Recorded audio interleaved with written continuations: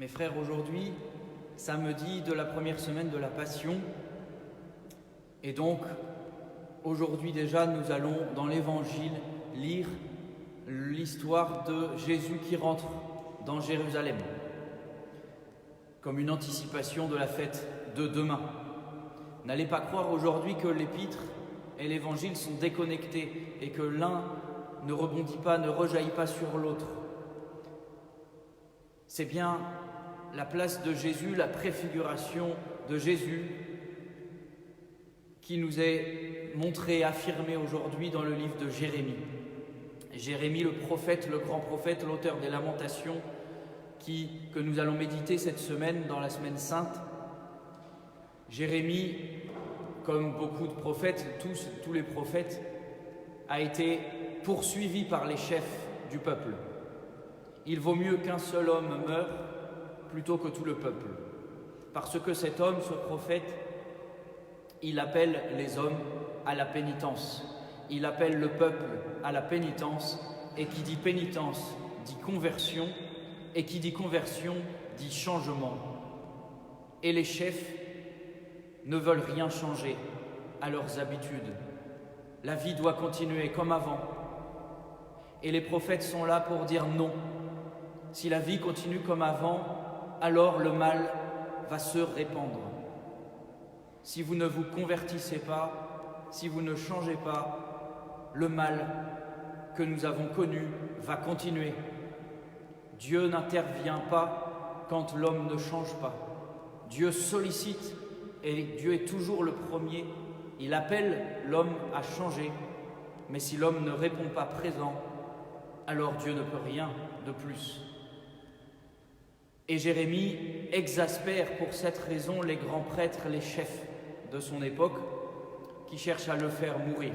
Alors Jérémie a cette plainte pleine de colère dans l'épître d'aujourd'hui, qui est très dure.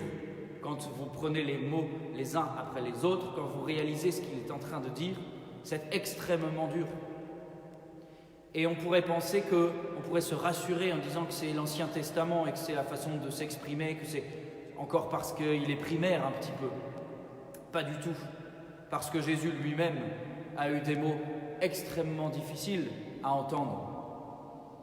Quand il menace les villes et qu'il leur dit « malheur à vous », quand il dit de Jérusalem qu'il ne restera pas pierre sur pierre, quand il dit « malheur aux femmes enceintes en ces temps-là, quand vous lirez les signes des temps », malheur à ceux qui regardent en arrière, cela n'est pas tendre, mes frères.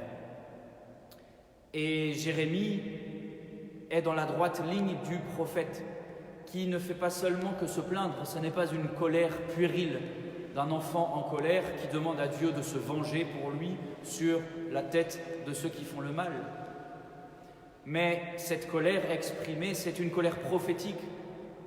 Voilà, dit Jérémie aujourd'hui dans l'Épître, voilà ce qui va se passer, mon Dieu, si jamais le peuple et les prêtres ne se convertissent pas. Et ce qui va se passer, ça n'est pas drôle. Et on a le droit de penser, parce que c'est exprimé, que c'est avec ces mêmes sentiments que Jésus entre dans Jérusalem le dimanche des Rameaux. Certes, une grande partie du peuple l'acclame. Ceux qui ont vu le miracle de la guérison, de la résurrection, de Lazare, il y a quelques jours, ceux qui étaient là et qui ont témoigné dans Jérusalem, ceux-là, ils sont là aussi au dimanche des Rameaux avec des palmes et ils crient Hosanna, qui est ce cri du cœur. Aujourd'hui, on pourrait dire olé. C'est tout simplement aussi primaire que ça, aussi simple que ça. C'est le cri populaire d'un peuple en liesse qui crie Hosanna pour son roi. Et il y a aussi tous ceux qui ont été convaincus par ces témoins de la résurrection de Lazare, comme le dit l'Évangile. Tous ceux qui en ont entendu parler et qui croient. Et qui viennent donc acclamer Jésus aussi pour tous les grands bienfaits qu'il a accomplis. Et même les grands prêtres croient. Ils ne nient pas la résurrection de Lazare puisqu'ils savent bien que Lazare a été 4 jours au tombeau et en même temps ils le voient maintenant, Lazare. Il est là sous leurs yeux en chair et en os. Alors ils cherchent à faire mourir Lazare et ils vont chercher bientôt à faire mourir aussi Jésus. Et c'est avec tous ces sentiments dans le cœur que Jésus entre dans Jérusalem. Il tire une grande joie de l'acclamation des fidèles, de l'acclamation du peuple, mais en même temps, une grande tristesse l'anime parce qu'il sait ce qu'il y a dans le cœur de beaucoup. Beaucoup de mépris, beaucoup de haine, beaucoup de reconnaissance un petit peu factice, parce que quand viendra le temps de l'épreuve, beaucoup s'effondreront. Alors mes frères, aujourd'hui soyons de ceux du petit nombre tout petit qui est là au dimanche des Rameaux pour acclamer Jésus dans sa gloire et sa puissance et qui continuera de l'être aussi dans la Semaine Sainte et qui continuera après la Semaine Sainte à changer, à se convertir. Soyons comme Jérémie qui jusqu'au bout tient le bon combat, comme saint Paul qui dit à un de ses disciples chéris: « J'ai combattu le bon combat, j'ai gardé la foi, maintenant je peux mourir en paix. » Soyons de ceux-là, mes frères, qui accompagnons Jésus jusqu'au bout, qui avons un certain pouvoir de consolation sur le cœur de Jésus, malgré toutes les tribulations qui l'attendent, malgré l'ampleur du mal. Le fidèle continue de se battre courageusement contre le mal, contre la souffrance, contre la maladie, contre le péché, toujours. Mais en même temps, il n'espère pas avoir raison du mal sans Dieu. C'est avec Dieu que le fidèle sait qu'il vaincra le mal.